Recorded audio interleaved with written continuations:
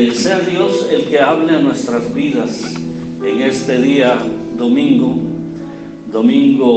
16 de mayo del 2021. Quiero decirles que hoy no solamente escucharemos la palabra, hoy tendremos el privilegio de participar de la mesa del Señor.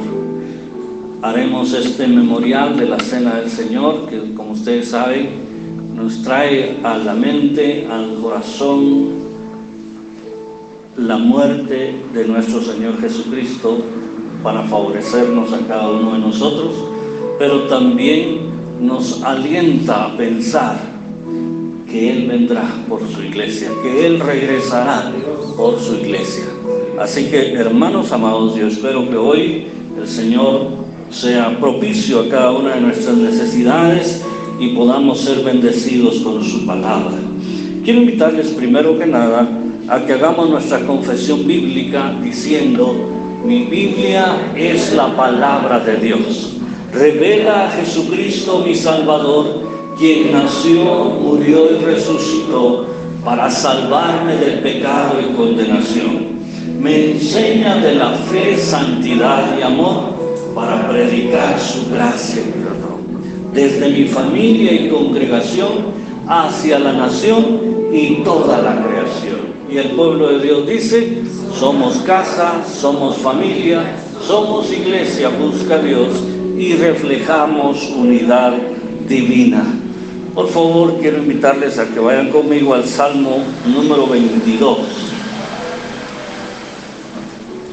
Mientras ustedes buscan Salmo 22, debo decirles que estamos en nuestra semana de transición entre el ciclo 2 y ciclo 3 de este año 2021.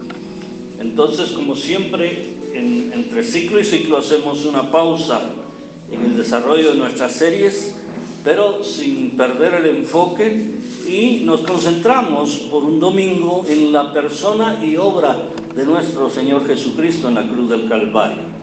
Así que vamos a leer el Salmo 22, versículos 1 y 2. Si pueden ponerse sobre sus pies como reverencia a la palabra, se los voy a agradecer. Vamos a leer solamente por ahora versículo 1 y 2 del Salmos capítulo 22, que dice de la siguiente manera: Dios mío, ¿por qué me has desamparado? ¿Por qué estás tan lejos de mi salvación y de las palabras de mi clamor? Dios mío, clamo de día y no respondes, y de noche y no hay para mí reposo. Tomen su lugar, por favor. El Salmo 22, mis amados hermanos y hermanas, claramente es un salmo profético y mesiánico. Profético porque anuncia hechos futuros que ocurrirían cientos de años más tarde, y mesiánico porque serían hechos relacionados con la persona, con el ministerio y obra sacrificial del Mesías prometido, que es el Cristo, en la persona de Jesús, nuestro Señor, Jesús de Nazaret, como también se le conoce. Entonces, este salmo nos muestra dos panoramas. Primero, el panorama de los sufrimientos de Cristo, y luego el panorama de la experiencia personal de sufrimiento. Hoy vamos a considerar primero la parte que atañe a nuestro Señor Jesucristo y sus sufrimientos. Vemos que el escritor sagrado entrelaza de manera magistral hechos propios de la vida del Mesías con la experiencia personal de sufrimiento de él mismo, de su propia persona. Entonces vamos a hacer esta separación de ambos sentidos para entender mejor en lo que corresponde al Mesías prometido para el pueblo de Israel y, por supuesto, el Salvador prometido al mundo. Entonces, en cuanto a lo que corresponde al Señor Jesucristo, este salmo dice cosas puntuales que nosotros ahora, más de 2000 años después de que Cristo murió en la cruz del Calvario, nosotros sabemos que efectivamente sucedieron, pero fueron anunciados por el escritor sagrado, en este caso por David, cientos de años antes. En primer lugar, habla, yo le llamo aquí, de la corpulencia de sus ejecutores, es decir, de los soldados romanos. Miren ustedes lo que dice el versículo 12 y 13 en este Salmo 22. El 12 y 13 dice: me han rodeado muchos toros, fuertes toros de Basán me han cercado, abrieron sobre mí su boca como león rapaz y rugiente. Basán tenía por fama que había muchos toros bravos, toros corpulentos, grandotes, que intimidan, y no solo que intimidan, sino que pueden hacer un daño serio a la persona o a otros animales, a otras fieras incluso. Y este es el lenguaje que utiliza el escritor sagrado para referirse a aquellos que fueron designados dentro del contexto de la vida de nuestro Señor Jesucristo para que lo llevaran a la cruz, para que lo mataran, para que lo asesinaran colgado de aquella cruz. Porque los soldados normalmente son grandes, corpulentos, fuertes, y eso es lo que dice aquí. Los compara con toros, los toros de Basán, y también con un león rapaz y rugiente. Un león, ustedes saben que un león cuando está hambriento, cuando está rugiente, es realmente terrible. Y aunque no tenga hambre, solo ver la cara del león ahí enfrente de uno, ya uno se desmaya y se muere del susto. Así que esto es parte de lo que el escritor sagrado estaba viendo hacia adelante, en el futuro, en el tiempo de lo que Jesús iba a sufrir. Él sería ejecutado por soldados romanos que tenían ningún sentimiento de afecto por él. Porque imagínense ustedes, si ni sus propios hermanos, los judíos, lo aceptaban, lo querían y lo consideraron a Jesús, imagínense los soldados romanos. ¿Recuerdan ustedes qué hicieron los soldados romanos? Se burlaron de Jesús allá dentro del pretorio. Nosotros cuando leemos los evangelios encontramos que le pusieron una corona de espinas, le pusieron una capa púrpura sobre sus hombros, y le empezaron a herir y a burlarse, él diciendo: aquí está el rey. Le taparon los ojos y le preguntaban que dijera quién le había golpeado. Esos son los toros de Basán que dice el Salmo 22. Miren el versículo 16 en la primera parte: porque perros me han rodeado, me ha cercado cuadrilla de malignos, horadaron mis manos y mis pies. Cuando dice perros me han rodeado y luego habla de cuadrilla de malignos, hermano, eso me da la idea de una gran cantidad. Yo no sé cuántos de ustedes se han enfrentado a un perro que los quiere morder. ¿Algunos se han enfrentado a un perro cuando lo quiere morder? No, hermanos, no. Solo yo, que soy de pueblo. Pero eso no es nada. Cuando uno se enfrenta a un perro, da miedito, pero no tanto. Pero cuando ya son dos, ahí la cosa se pone más seria, porque uno ataca por un lado y el otro por el otro. Y hermanos, si es media docena de perros, yo ya probé eso. Y empiezo a correr, cosa más tonta, por ignorancia, empiezo a correr y la cuadrilla de perros atrás de mí. El más veloz es el que lo alcanza a uno y le mete la primer mordida. Hermanos, el escritor, de una manera poética y profética, anuncia aquí que los enemigos del Señor serían muchos. No solo romanos, también los judíos serían sus opositores.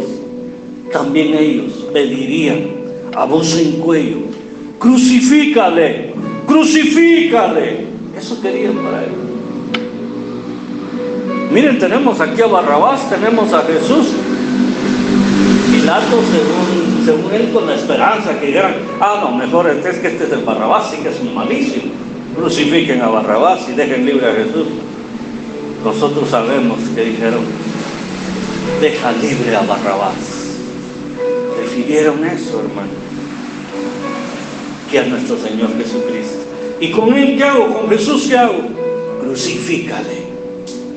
Esa fue la petición, ese fue el clamor del pueblo en aquella ocasión.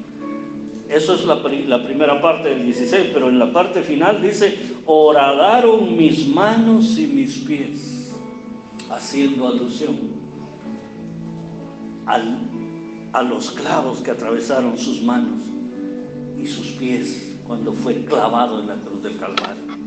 Mire todos los detalles importantes que da el Salmo. Esto literalmente no le ocurrió a David. Hay cosas que le ocurrieron a David, ya lo vamos a ver. Pero a él esto no le ocurrió. Aquí está hablando de Jesucristo. Versículo 17. Contar puedo todos mis huesos, entre tanto ellos me miran y me observan. La mayoría de los que estamos aquí estamos llenitos, estamos gorditos, unos más que otros. Pero mi esposa me conoció a mí cuando yo era un esqueleto andando. Por eso sé que me ama. Porque había mujeres que me decían clavija, para que se formen una idea de qué tan flaco era yo, hermano. Y entonces yo sé que ella me ama, porque me amó esqueletudo y me ama ahora Pancho en chico. Pero lo que dice aquí es cierto, hermanos.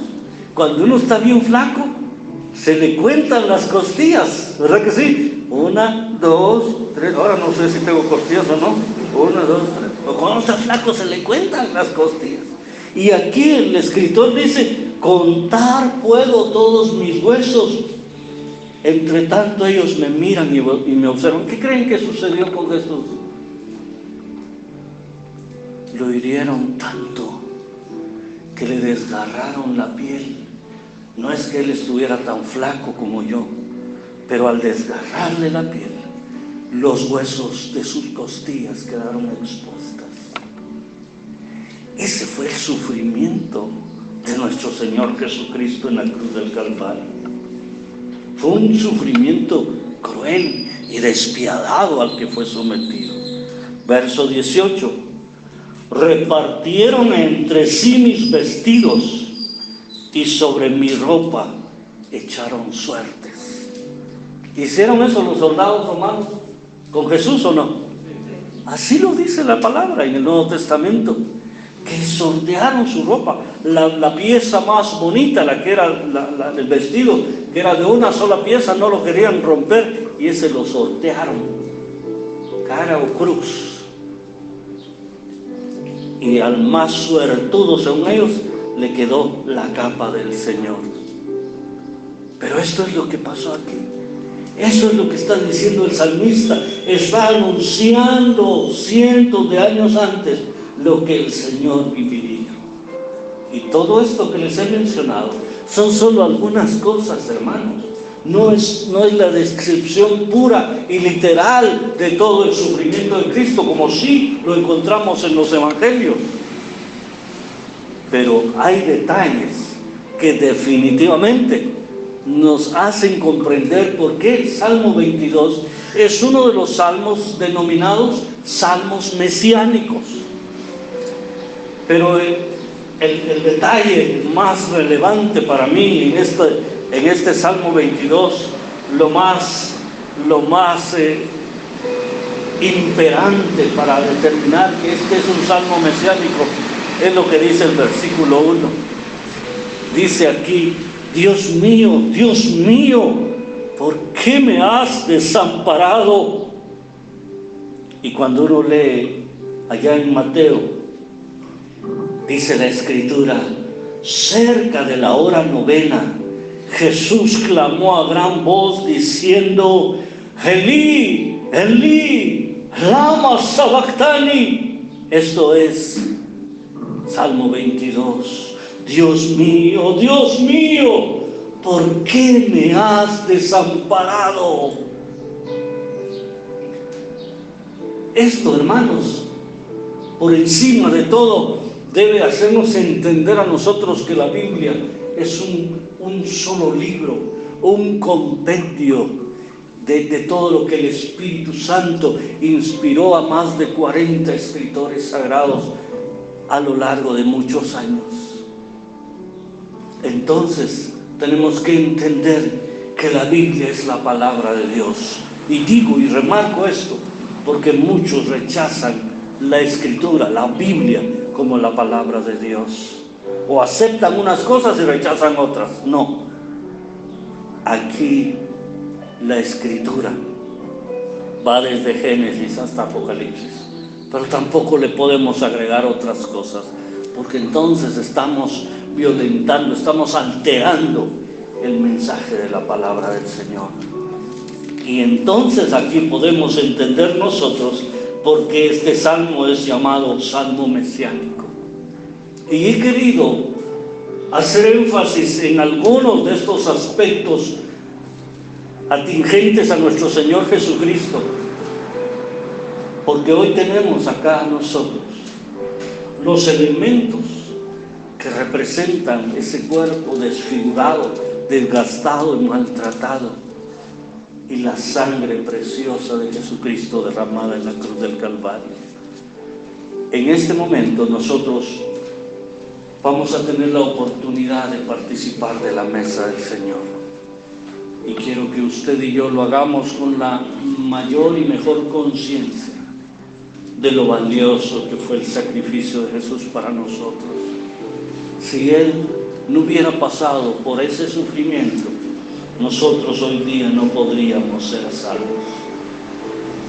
Cada vez, hermanos amados, que conmemoramos la cena del Señor, lo que hacemos es justamente hacer memoria de esos sufrimientos, pero no de una manera masoquista o de una manera fúnebre o para desanimarnos. ¿Pero por qué Él permitió que le hicieran eso? No, eso no me gusta. No, hermanos, es con esperanza que lo hacemos, resaltando los beneficios que se derivan de su sacrificio vicario. Vicario decimos porque tomó nuestro lugar, eso es vicario. Expiatorio porque sufrió el castigo por nuestros pecados. Él expió, Él pagó el castigo que merecían nuestros pecados.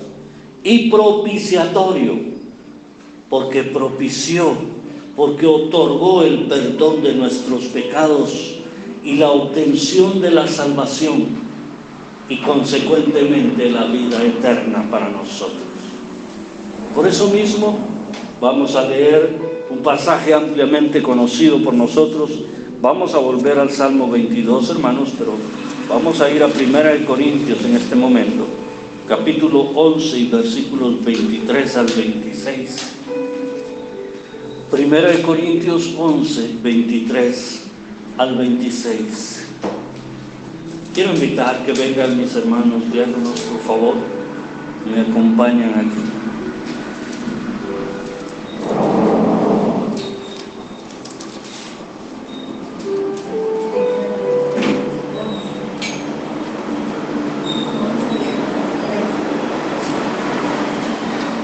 Dice la Escritura en 1 Corintios 11, 23 al 26. Porque yo recibí del Señor lo que también os he enseñado, que el Señor Jesús, la noche que fue entregado, tomó pan, y habiendo dado gracias, lo partió y dijo: tomad, comed, esto es mi cuerpo, que por vosotros es partido. Haced esto en memoria de mí. Asimismo tomó también la copa después de haber cenado, diciendo: esta copa es el nuevo pacto en mi sangre. Haced esto todas las veces que la bebiereis en memoria de mí. Así pues, todas las veces que comiereis este pan y bebiereis esta copa, la muerte del Señor anunciáis hasta que Él venga. Miren, hermanos, nosotros hasta recipientes bonitos, brillantes, usamos. Pero en este recipiente, en este utensilio, está el pan que ya fue partido previamente,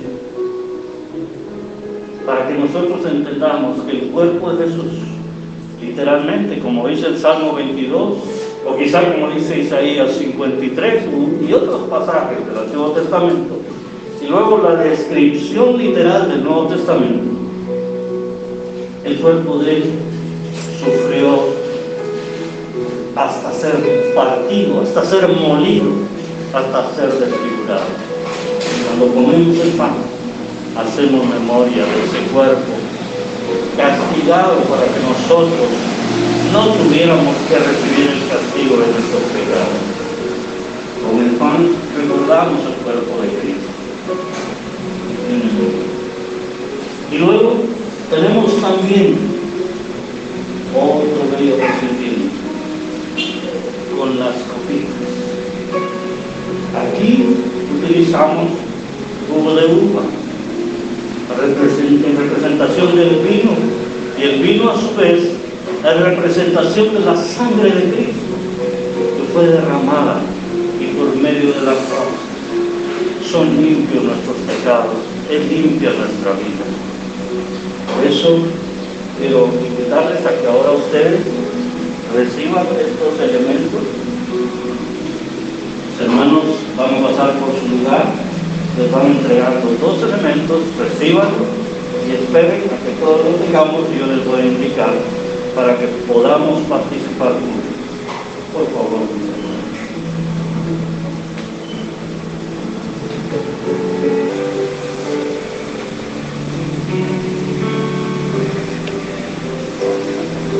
Y dice entonces el apóstol Pablo que el Señor Jesús, habiendo dado gracias, tomó el pan, lo partió y dijo: tomad, comed, esto es mi cuerpo que por vosotros es partido, haced esto en memoria de mí.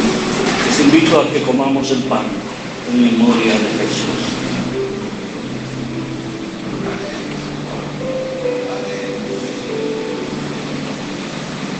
Señor, gracias por tu cuerpo que fue molido, que fue partido en la cruz del Calvario.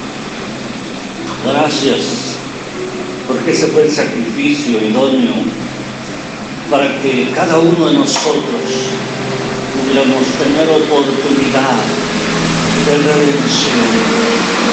Te alabamos, Señor, en el nombre de Jesús. Y luego dice: asimismo tomó también la copa después de haber cenado, diciendo: esta copa es el nuevo pacto en mi sangre. Haced esto todas las veces que la bebiereis en memoria de mí. Y mis hermanos, la sangre de Cristo nos limpia de todo pecado. Es más valiosa que el oro y que la plata, dice el apóstol Pedro. En memoria de Jesús les invito a que bebamos la copa.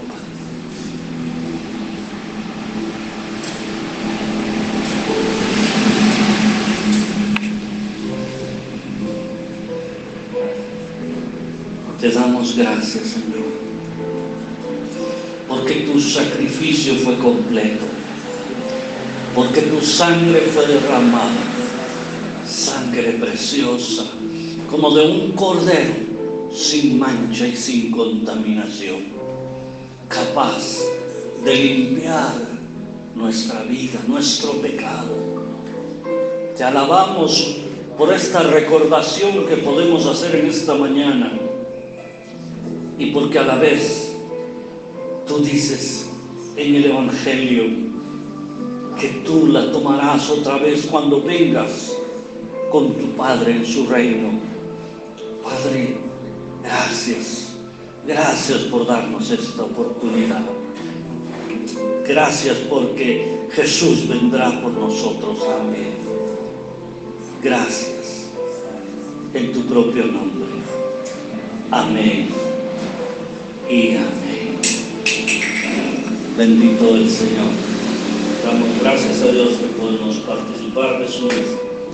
Y ahora mis hermanos pasarán. Está bien.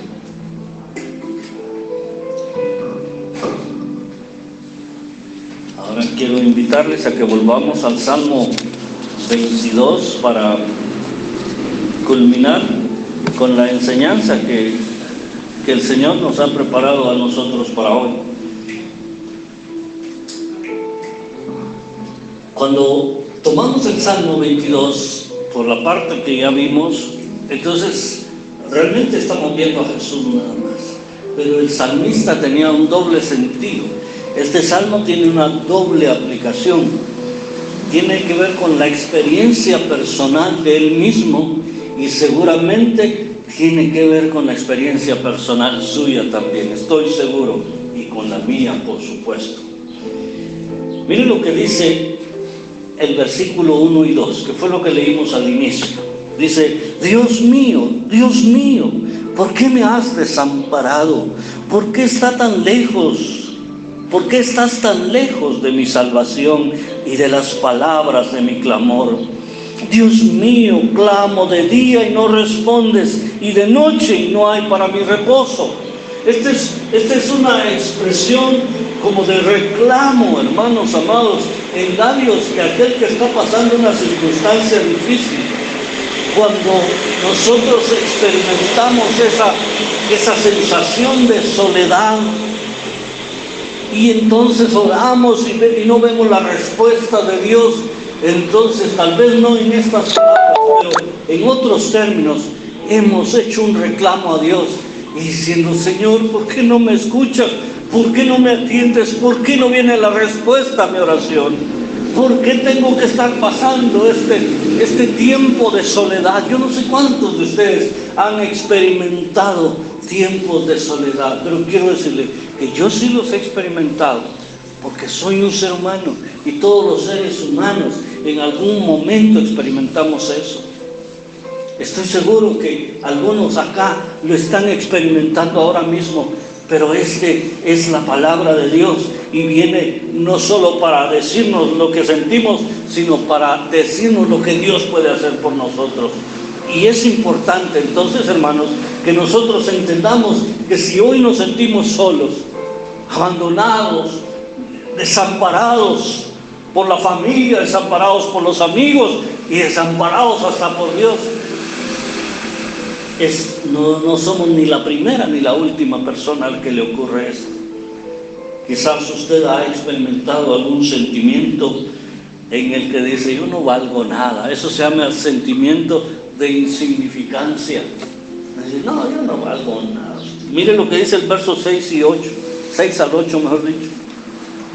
Mas yo soy gusano y no hombre, oprobio de los hombres y despreciado del pueblo. Todos los que me vencen me escarnecen, estiran la boca, menean la cabeza diciendo: se encomendó a Jehová, líbrele él, sálvele, puesto que en él se complacía. En ese sentimiento de insignificancia llegamos al punto que decimos sinceramente: nadie se preocupa por mí, nadie se acuerda de mí. Estoy solo, estoy desamparado, no valgo nada, nadie da un centavo por mí. En diferentes circunstancias de la vida, quizá nosotros hemos experimentado eso.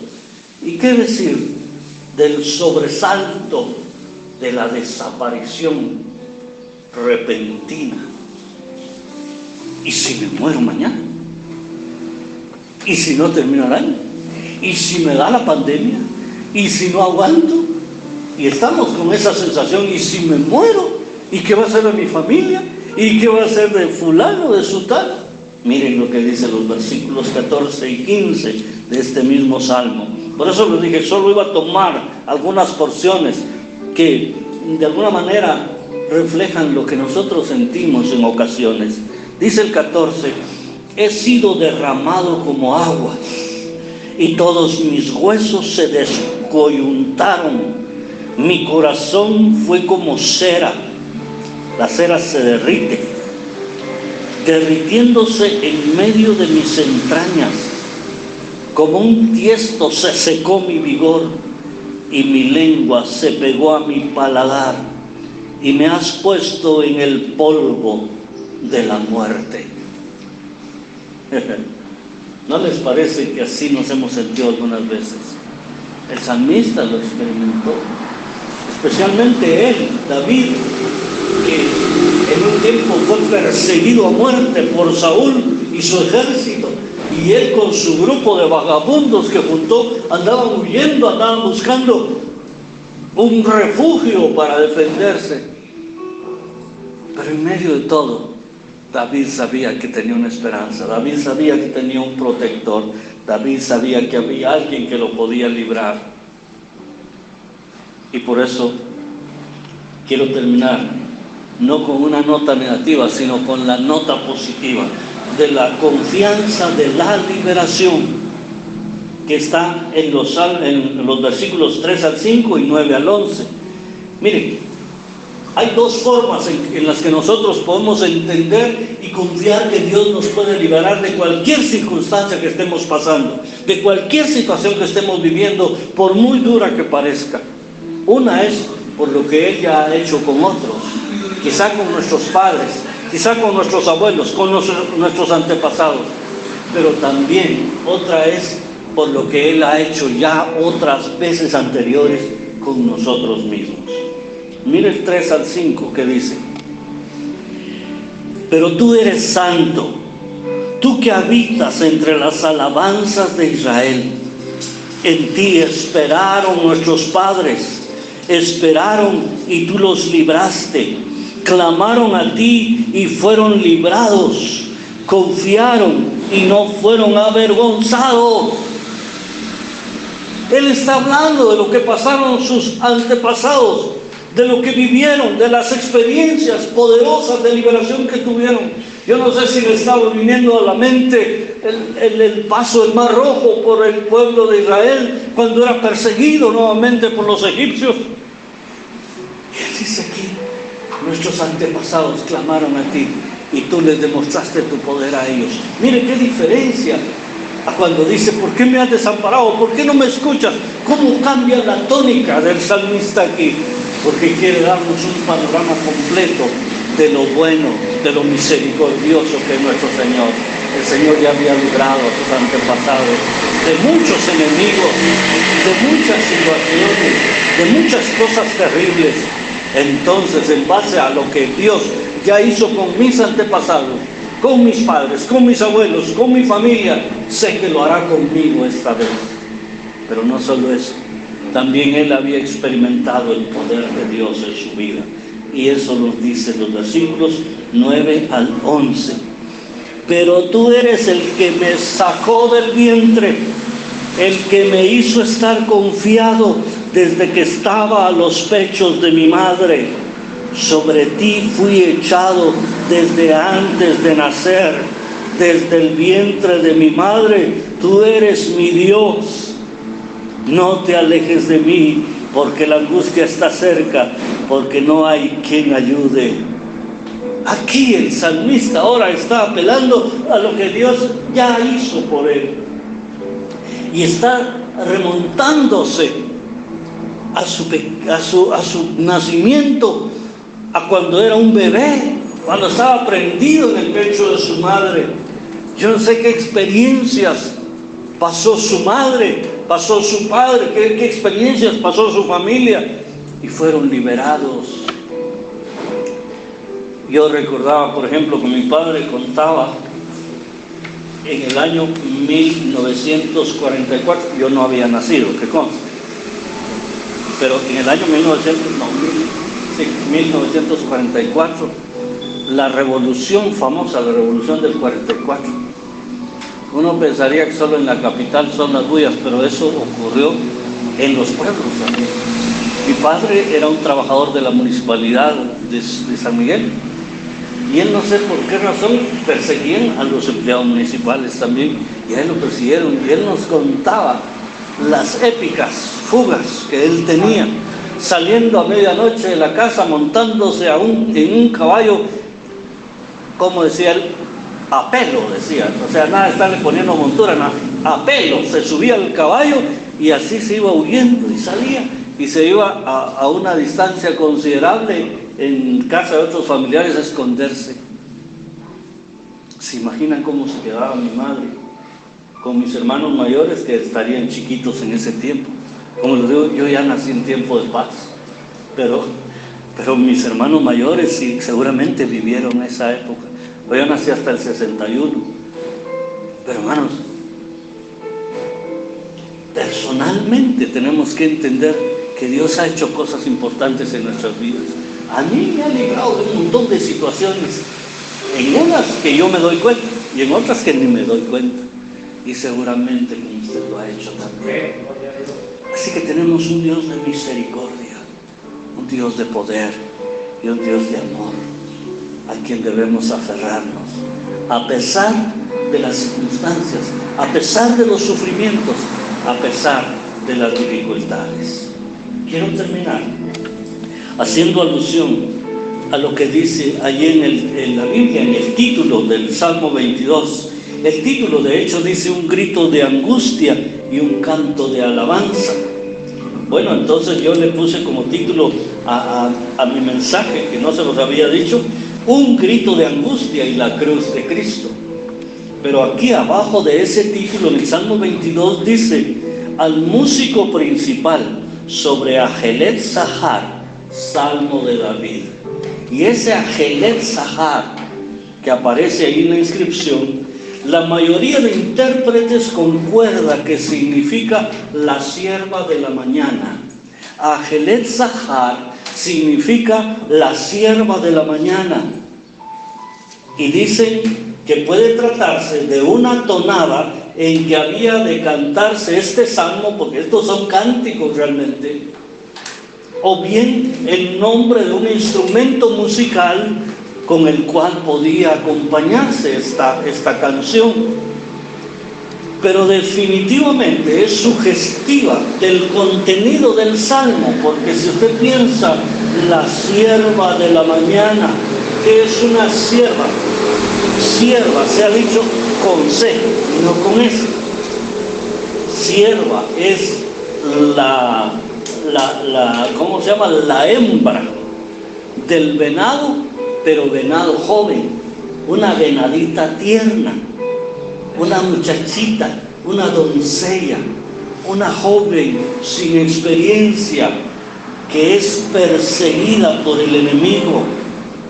¿Cómo se sentiría o cómo se sentirá una sierva o un venado joven siendo perseguido por los enemigos que tenían? O incluso perseguidas por un cazador. Pero dice sierva de la mañana. Y la mañana entonces representa la luz de la esperanza que el Salmo deja para nosotros, que debemos mantener puesta en el Señor. La luz de la esperanza en la ayuda que recibiría de parte del Dios Todopoderoso. Así que podemos resumir que este Salmo nos habla de sufrimiento de Cristo en la cruz del Calvario, sufrimiento personal del salmista y de cada uno de nosotros, pero con la esperanza firme de que Dios no nos dejará allí, a pesar de que el Salmo comience diciendo: Dios mío, ¿por qué me has desamparado?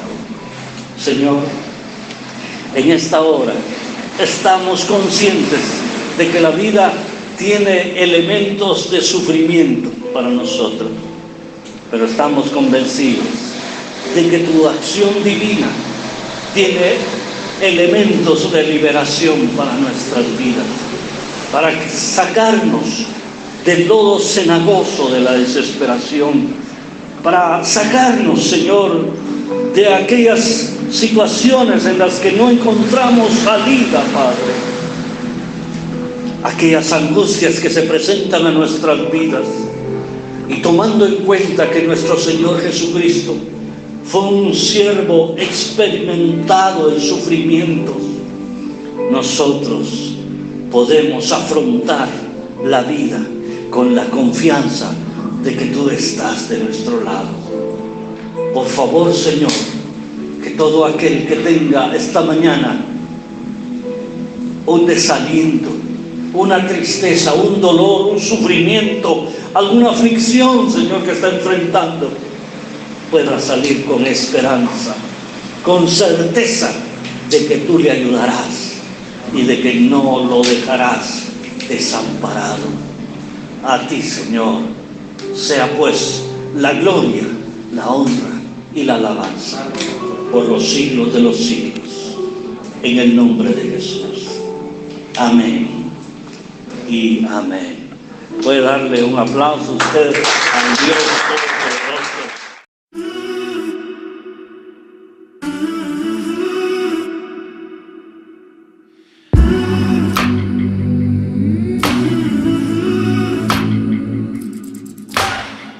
Aún despierto cuando todo el mundo duerme, con temor de que verás en lo que sueñe. Si no hay nadie, nadie que pueda verte, porque nadie va a creerte. Cada día intentas recoger pedazos, todos los recuerdos que no te han dejado. Si no hay nadie que pueda verte, porque nadie va a creerte. Solo Dios sabe tu pasado, solo Dios sabe lo que dicen de ti, solo Dios sabe tu dolor. Existe un amor solo de Dios. Solo Dios sabe tu pasado, solo Dios sabe lo que dicen de ti, solo Dios sabe tu valor. Existe un amor solo de Dios.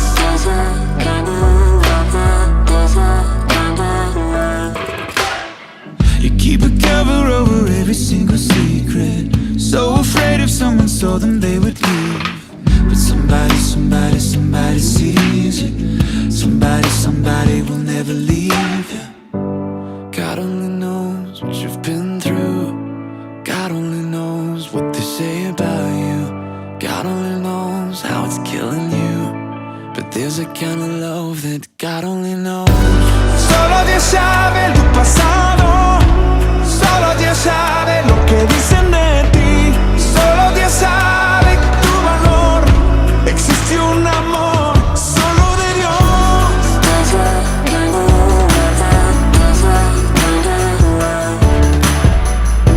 Existe un amor. For the lonely, for the ashamed, the misunderstood and the ones to blame. What if we could start over? We could start over. We could start over.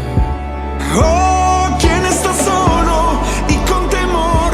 El abandonado y el pecador. Si empezamos de nuevo, vamos de nuevo, vamos de nuevo. Existe un amor, es solo de Dios.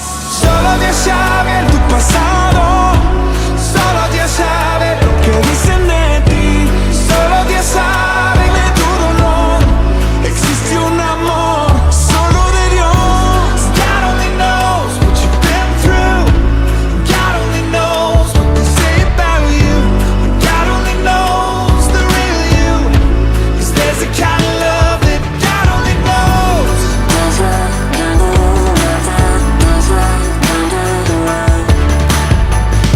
Existe un amor. Solo Dios sabe encontrarte, solo Dios sabe cómo alcanzarte, solo Dios sabe tu valor. Existe un amor solo de Dios.